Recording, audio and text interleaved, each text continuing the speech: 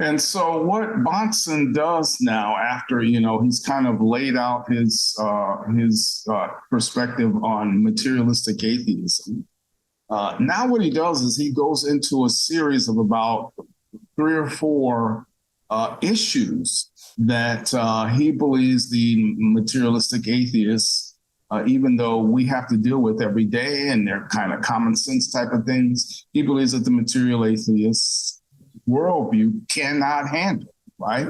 And he begins with the problem of induction.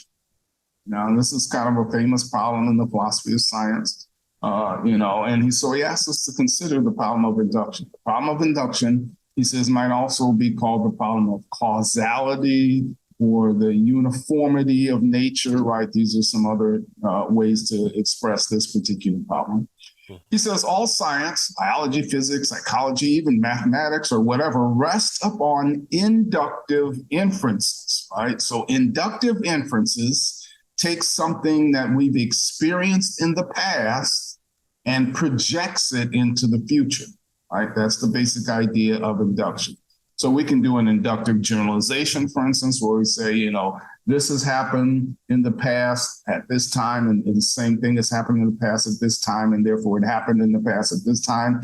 And so probably it'll happen in the future next time. So that's kind of, we're making this inductive generalization based on what's happened in the past. There are various kinds of induction, but that's a common one, right? The sun rose the day before yesterday, it rose yesterday, it rose this morning, therefore probably it'll rise tomorrow. That's an inductive inference. And that's the kind of thing he's talking about. We live that out every day. Nobody checked. Most of us who are sitting down didn't check our seats to see if they would hold us, right?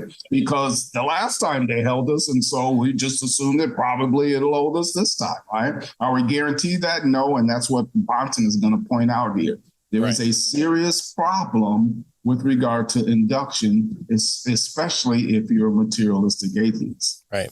And this isn't, a promise for a problem for a high level science. This isn't something that, once you get into the doing math for the sake of math, not the good math that helps you balance your checkbook.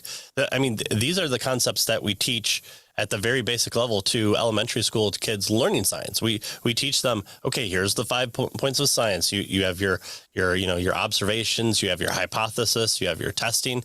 Well, all those things are predicated on the fact that induction is kind of a necessary thing, because why do experiments? Why do experiments as a group? Why do experiments now and then in the future? Why are you publishing your notes? And all these things are taught at a very basic level to school children to get them to understand the very foundation and basis of science. And so here we're not talking about some big heady claim of, well, induction, that's a new and big word. No, this is just the ability to do science is rested upon, can we do it again? Or do we know that it can be done again? If we're doing a scratch test to see if the gold bar is real, well, we definitely can't rely on it happening again, and so we're going to have to do all our tests over again, and we can't do it for that one piece of gold and another piece of gold and say, oh, these two things are similar. We have to come up with a whole new system because of this problem of induction, and so that's what is being talked about here. And he says, what we learn about the past must be projectable into the future. All science rests upon the uniformity of nature. If there is no uniformity in the natural world, then all your scientific experiments would be a waste of time. Doing calculations to get the tiny rocket that you're wanting to make at 2/100ths of a scale, and then blow that up to put a person inside of it. You couldn't go from one to the other if this uniformity isn't the case. You could learn everything you wanted about chemical interactions on Tuesday, but on Wednesday, that information would be useless. You cannot know that is still the case. The world is ever changing. It's constantly in flux. What's there to hold it together? we don't know if two hydrogen molecules coming together with an oxygen will create water. We're just really hopefully that it does, or in 4 days. Well, it did last time, right? Yeah. It did last time. And so, we're kind of assuming that or hoping that it'll do it next time. Right. And, in 4 days, we're all going to be scratching our throats. So hopefully it's the case. Oh, but we can't hope on things. Hope is the wrong way to think about things. That's right. Hope is a religious word. Right.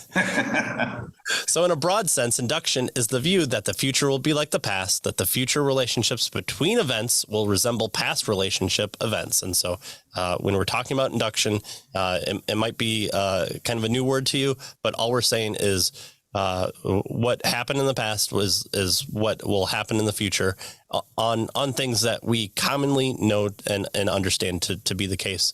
And experimentation does flesh that out. But can we then rely on experimentations to do that and say that this will always be the case? Can we make those rules and generalizations?